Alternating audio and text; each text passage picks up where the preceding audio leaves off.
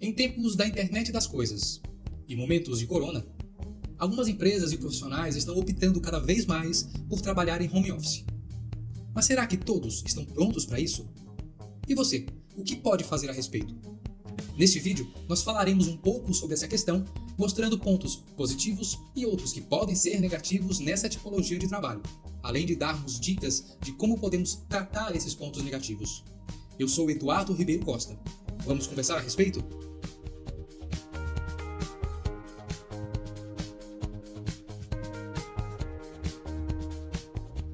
O trabalho em home office é usado no mundo todo como uma opção de melhoria da qualidade de vida e diminuição de custos para as empresas.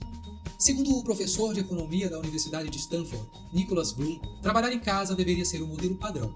Esse parecer foi baseado em uma pesquisa realizada através de um teste controlado para analisar os efeitos do trabalho remoto com funcionários da agência de viagens chinesa Ctrip.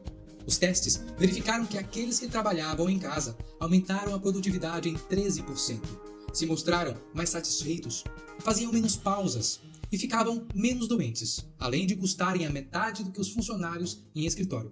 Um outro estudo realizado pela Universidade de Harvard, divulgado em agosto de 2019, mostrou que trabalhar de qualquer lugar aumenta ainda mais a produtividade do colaborador, mesmo em comparação com o trabalho em home office. No Brasil, segundo pesquisa da Sociedade Brasileira de Teletrabalho e Teleatividades, 45% das empresas participantes possuem colaboradores que trabalham em casa e 15% estão avaliando a implantação do modelo. Mas será que é tão simples assim trabalhar em casa? Quais são os pontos positivos e, se houverem pontos negativos, como podemos tratá-los?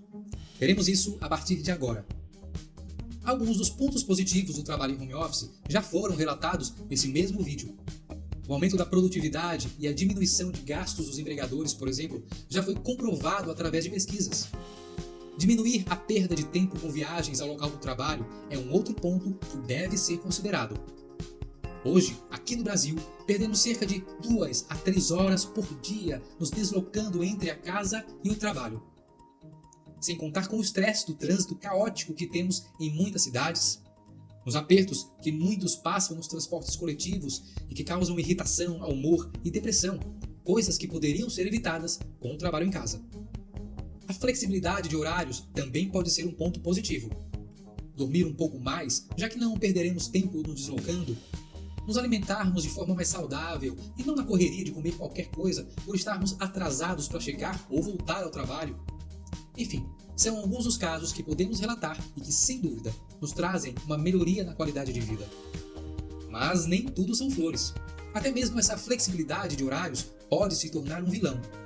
Muita flexibilidade pode nos tornar indisciplinados. Você já ouviu aquele trocadilho? Por que fazer hoje algo que eu poderia fazer amanhã? A rotina caseira também pode se tornar caótica. As interrupções por motivos diversos dos cuidados com a casa, filhos, maridos e esposas, tarefas antes imperceptíveis incorporam-se à rotina.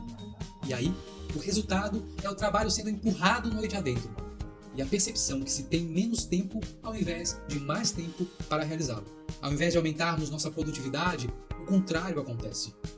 O network, ou a rede que fazemos com pessoas no trabalho, trocando experiências, informações, conhecimento ou colaboração, também tende a se tornar menos intensa no trabalho em casa, já que não estamos em contato direto com essas pessoas.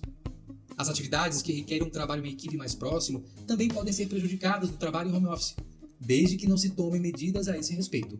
Estar mais isolado, longe de pessoas, também pode ser um ponto negativo, inclusive influenciando depressões, uma das principais doenças do ser humano nos dias de hoje. Enfim, assim como existem pontos positivos, também existem pontos a serem estudados e tratados para que o trabalho em home office proporcione verdadeiramente benefícios tanto ao empregado como ao empregador. Vamos então a algumas dicas? Dica número 1. Se vista adequadamente. No horário de trabalho, esteja no trabalho. Uma coisa que aprendi por experiência própria é que não devemos subestimar o nosso cérebro. Nossa mente relaciona ícones e trabalha todo o corpo baseado no que está enxergando no momento. O que eu quero dizer com isso? Quando eu estou em um escritório ou em um local de trabalho externo, eu me visto adequadamente e me preparo para estar naquele local. Quando eu estou em casa, eu me visto de forma adequada para o descanso e o relaxamento. O nosso cérebro identifica através da forma como nos vestimos, por exemplo, onde e o que queremos fazer naquele momento, e se adequa a isso. Se eu me visto com um pijama, todo o meu corpo será preparado para o descanso e relaxamento. Se eu faço isso para trabalhar em home office, existe uma grande chance da minha produtividade cair profundamente. Então, a dica é, ao acordar, se vista como se fosse trabalhar externamente.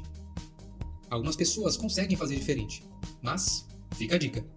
Dica número 2. Eleger um local de trabalho. Continuando com a discussão cerebral, é interessante termos um local específico para trabalhar, se possível. Da mesma forma que o cérebro associa a roupa que estamos vestindo com o que buscamos no momento, trabalho ou descanso, é bem mais fácil para ele interpretar que queremos estar despertos para produzirmos se não estivermos trabalhando na cama. Procure então preparar um ambiente específico para o trabalho em home office, que inclusive pode ser adequado para reuniões virtuais, por exemplo. Dica número 3. Deixe claro a todos que você está trabalhando naquele período. Outra coisa que atrapalha enormemente são as interrupções. Não que não possamos ou não devamos abraçar o filho quando estamos trabalhando. Na verdade, isso é até gratificante e produz serotonina, um dos hormônios primordiais no combate à depressão. Mas é necessário que saibamos dosar, ter disciplina, foco. É preciso então aprender a dizer não quando necessário, sem ficarmos nos martirizando por isso. Se não tivermos o devido cuidado, acabamos deixando o trabalho de lado. Dica número 4. Estipular o período de trabalho. É importante estipular um período de trabalho coerente, até mesmo para medir nossa produtividade. Quando deixamos tudo muito flexível, existe uma grande chance de nos tornarmos indisciplinados. Lembra da frase que falamos antes? O que fazer hoje é algo que eu poderia fazer amanhã? Isso não quer dizer que seja necessário ter rigidez e definir que todos os dias serão tratados igualmente, com o mesmo horário ou período. Mas é essencial que façamos uma programação prévia, tanto de horário como de atividades que precisamos executar, e periodicamente fazer uma avaliação de como estamos nos saindo. Dica número 5. Reuniões virtuais. Em muitos trabalhos, precisamos realizar reuniões de equipes. Isso pode parecer um ponto negativo quando se trabalha em home office.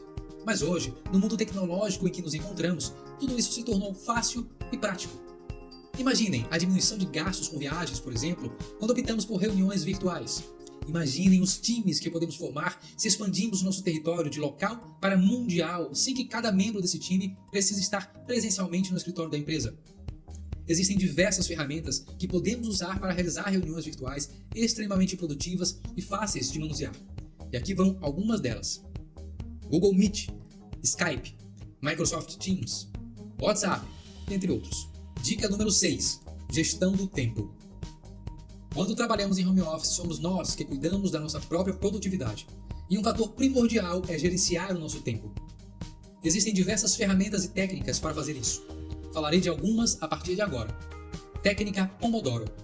Ela foi criada pelo estudante italiano Francesco Cirillo no final da década de 80.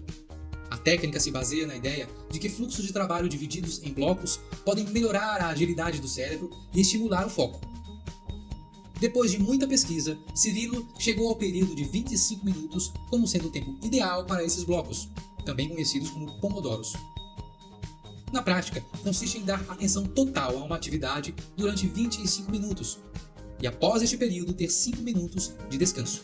Lista de tarefas.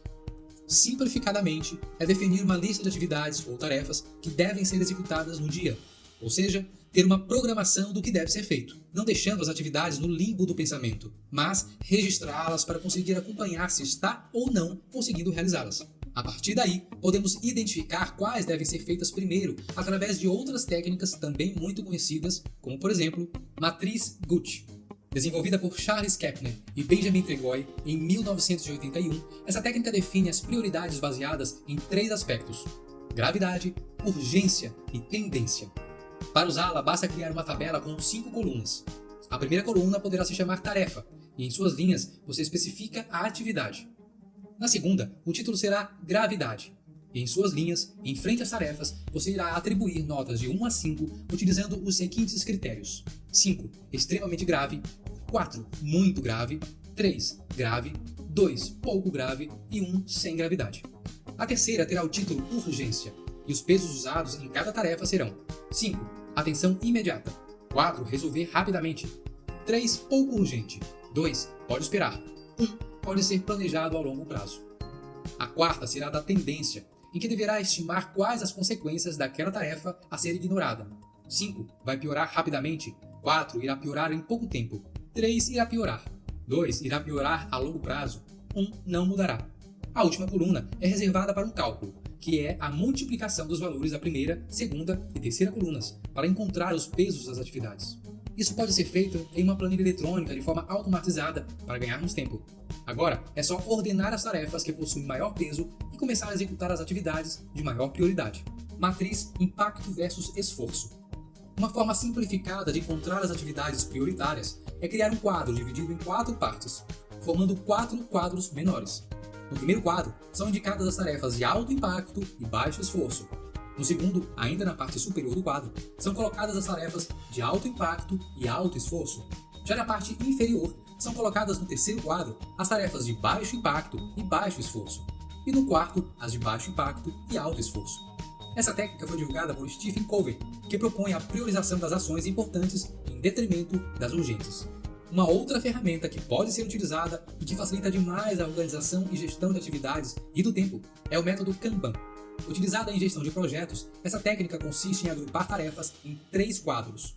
No primeiro quadro, a executar, começamos com todas as atividades que precisamos executar. No segundo, executando, colocamos as atividades que estamos executando no momento. E no terceiro, concluído, as atividades que forem sendo concluídas. Dica número 7. Dicas gerais para gestores. Para os líderes e gestores, o trabalho em home office também pode ser gratificante, desde que tomem alguns cuidados, como por exemplo, aferir a produtividade periodicamente de cada membro da equipe que lidera. Isso pode ser feito através de um simples formulário que indique como aquele profissional está se saindo, ou também utilizando ferramentas e plataformas de gestão online, muito úteis na gestão do tempo e da equipe, como o Asana, o Artia, Monday, entre outros. Uma outra dica importante é: não entule os profissionais de tarefas. A intenção é fazer com que os membros da equipe queiram trabalhar e tenham uma melhor qualidade de vida, e não fujam do trabalho. Então, meçam a produtividade real e distribuam as atividades com equilíbrio. Dica número 8. Dicas gerais para empresas. O trabalho em home office beneficia e muito as corporações, tanto pelo aumento da produtividade, como pela possibilidade de angariar profissionais muito competentes de diversas regiões diferentes, o que não poderia acontecer em um trabalho local, ou mesmo na diminuição de custos. Mas é necessário dar subsídio para os profissionais atuarem em home office, capacitando-os e dando a eles ferramentas e equipamentos adequados. Dessa forma, o ganho será para ambos os lados, e todos se direcionarão para a prosperidade que tanto almejam. Dica número 9. Dicas gerais para profissionais. Se você deseja trabalhar em home office e partilhar da qualidade de vida que muitos profissionais já conquistaram, é preciso mostrar que vale a pena, tanto para você profissional como para o seu empregador. Então, aqui vão algumas dicas gerais. Foco. Tenha foco em suas tarefas. Faça hoje e não deixe para depois. Concentre-se na lista de atividades que fez e não fique pulando de galho em galho. Acabe uma atividade e comece outra. Redes sociais. Deixe de lado as redes sociais por um tempo. De preferência, deixe o seu smartphone no silencioso, desde que você não vá utilizá-lo profissionalmente. Você pode utilizar da técnica Pomodoro e utilizar os 5 minutos de intervalo para ver suas mensagens. O mundo não vai acabar por você ficar 25 minutos sem ver o seu Facebook. Aproveite para dormir, se alimentar melhor e fazer exercícios físicos. O ganho de tempo que falamos anteriormente pode ser utilizado também para isso. Não desperdice o bem mais precioso que você tem. Bom, eu vou ficando por aqui. Agora responda, o que você achou desse vídeo? Você trabalha ou já trabalhou em home office? Qual a sua opinião a respeito? Deixe seus comentários. Um grande abraço e até mais.